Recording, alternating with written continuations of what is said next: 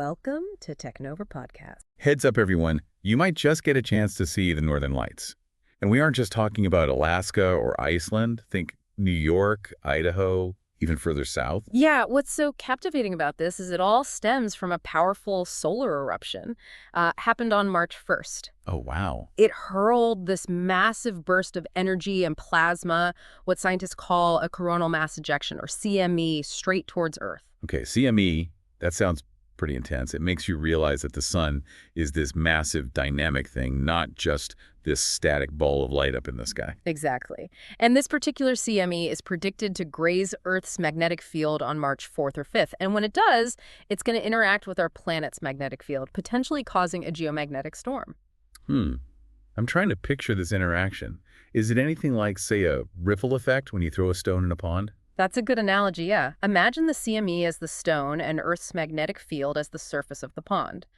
The ripple, in this case, is the geomagnetic storm. That sudden influx of energy from the CME can really shake things up. So does that mean that every time the sun has a little outburst, we get a geomagnetic storm? Not necessarily. It really depends on the strength and direction of the CME. This one is currently predicted to be a G1, which is considered a minor storm on the NOAA G scale. A G scale? What's that? It's a system scientists use to classify the intensity of geomagnetic storms. It runs from G1 being the weakest to G5, which are extremely powerful events. But here's where it gets interesting. Space weather physicist Tamitha Skov suggests this storm could potentially reach G2 levels. Huh. That G2 prediction is interesting. What led this physicist to believe that the storm might be stronger than initially predicted? Well, you see, sometimes CMEs can interact with each other in unexpected ways as they travel through space. It's kind of like a space traffic jam where multiple CMEs merging could amplify their effects. This makes predicting their exact behavior a real challenge. So if this CME does end up hitting G2 levels, what can we expect down here on Earth, beyond the auroras, of course? All right, well, even at G2, we're mostly talking about minor disruptions, perhaps some hiccups with satellite communications or fluctuations in the power grid. But you bring up an interesting point. Even minor disruptions to satellite communications could have a big impact, especially with our reliance on GPS and the internet for, well, just about everything these days. It highlights how vulnerable our technological infrastructure really is to something happening millions of miles away. That's true. I know we usually think of space as this vast, empty expanse, but this makes it feel much more connected to our everyday lives. It almost makes you think we need a whole separate weather forecasting system, but for space. And in a way, we do. Organizations like NOAA are constantly monitoring solar activity, providing forecasts and alerts to help us prepare for these types of events. Speaking of forecast, this whole thing with the Northern Lights sounds incredible. You mentioned they might be visible as far south as New York and Idaho. What exactly causes this phenomenon? Well, it all comes down to those charged particles from the sun we were talking about. When a CME hits Earth's magnetic field, it causes these particles to be funneled towards the poles. As they slam into our atmosphere, they interact with oxygen and nitrogen molecules, releasing energy in the form of light. And that's what creates the stunning auroras. It's amazing to think that something happening on the sun can create these beautiful displays of light here on Earth. It really puts things into perspective. But I have to ask, are all geomagnetic storms beneficial like this? That's a good question. While the auroras are a beautiful side effect, geomagnetic storms can have less desirable consequences. Remember the Carrington event of 1859? Refresh my memory. It was the largest geomagnetic storm ever recorded. Telegraph systems worldwide went haywire, some even catching fire. Sparks showered operators, and auroras were seen as far south as Cuba and Hawaii. It was like the world was suddenly bathed in these celestial lights. Wow, that sounds both amazing and terrifying at the same time. So are we at risk for another Carrington-level event anytime soon? While we can't rule it out entirely, the likelihood of such an extreme event is quite low. But the Carrington event serves as a potent reminder of the power of space weather and the need to be prepared. It also highlights how far we've come in terms of understanding and monitoring these events. So back to this current CME, if it does spark auroras visible across the U.S., when exactly should people be looking up to catch this show? If we look at the 3-day space weather forecast from NOAA, it seems like the peak time for the storm is predicted to be between 7 p.m. and 10 p.m. Eastern Time on March 5th. Okay, so if you're in the Eastern time zone and you want to try and catch this incredible sight, March 5th between 7 p.m. and 10 p.m. is when you want to be outside looking up. Are there any tips for increasing our chances of seeing the aurora?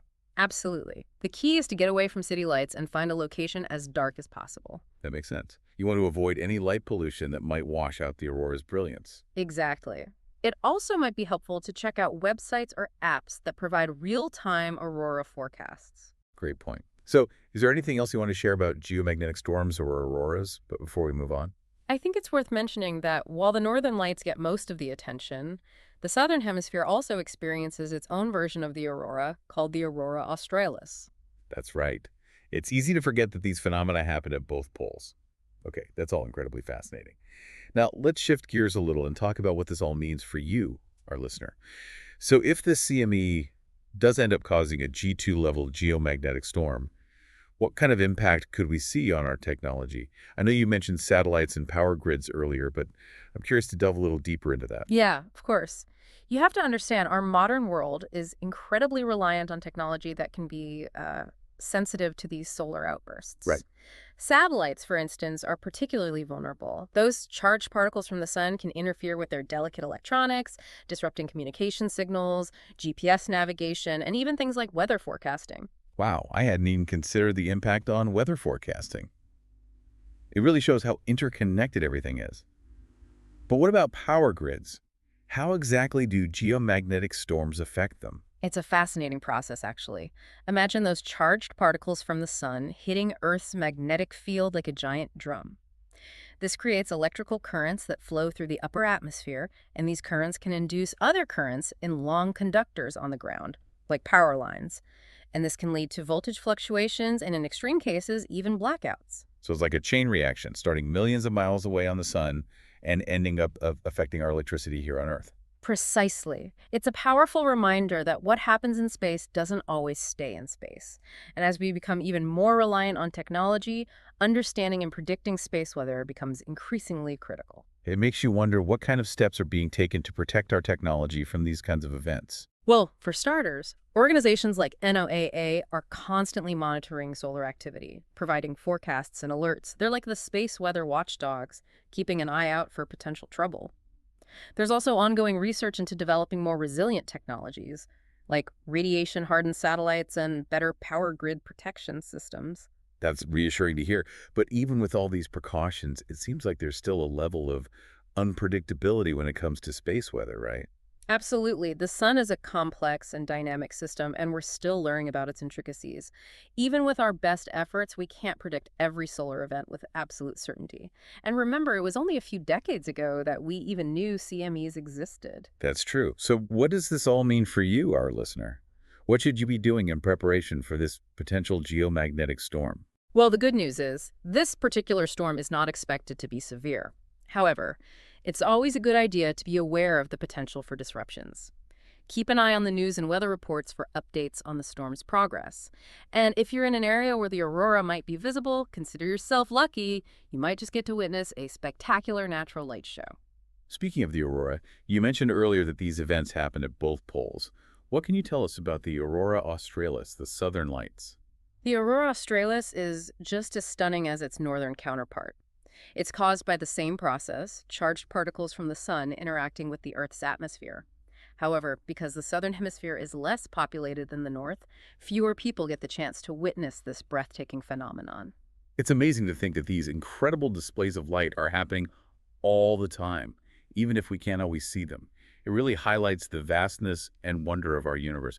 But I'm curious, beyond the potential disruptions and the stunning auroras, what are some of the other, perhaps lesser-known effects of geomagnetic storms? That's a great question. One intriguing area of research is the impact of geomagnetic storms on animal behavior. There's evidence to suggest that some animals, particularly migratory birds, may use Earth's magnetic field for navigation. Disruptions from geomagnetic storms could potentially disorient these animals, affecting their migratory patterns. Wow, I would have never thought of that. Yeah. So a seemingly remote event like a solar storm could have ripple effects on wildlife here on Earth. Exactly. It's a reminder that everything in our world is interconnected in ways we may not always fully comprehend. And it's a testament to the power of nature and the forces at play beyond our planet. You know, as we're talking about this, I'm realizing that this whole deep dive into geomagnetic storms has been a real eye-opener for me. It's one thing to read about these events in a news article, but it's another to really delve into the science and implications with an expert like yourself. I'm glad you feel that way. I think it's important to go beyond the headlines and really explore the fascinating complexities of space weather. Absolutely. Okay, so we've covered a lot of ground here. We've talked about CMEs, geomagnetic storms, their potential impacts on technology and wildlife, and of course the stunning auroras they can produce. But before we wrap things up, I want to circle back to something you mentioned earlier. You mentioned that this event, this potential G2 geomagnetic storm, could spark a renewed interest in space weather and its impact on our lives. What makes you think that? Well, I think, we often go about our daily life without giving much thought to the sun or space weather, but events like this have a way of grabbing our attention. Hmm. Suddenly, we're seeing headlines about solar storms, and the northern lights might be visible in places they never are. It naturally makes people curious. That's true, and as we've discussed, the impact of space weather can be much broader than most people realize. It's not just about pretty lights in the sky. Exactly. It touches on everything from our technological infrastructure to the behavior of wildlife. And as we've become increasingly reliant on technology, understanding and predicting space weather will only become more important. Events like this serve as a powerful reminder of that connection. So for those of our listeners who might be feeling a little apprehensive about the potential disruptions, what would you say to them? I would say knowledge is power. Okay. The more we understand about space weather, the better equipped we'll be to mitigate its potential risks.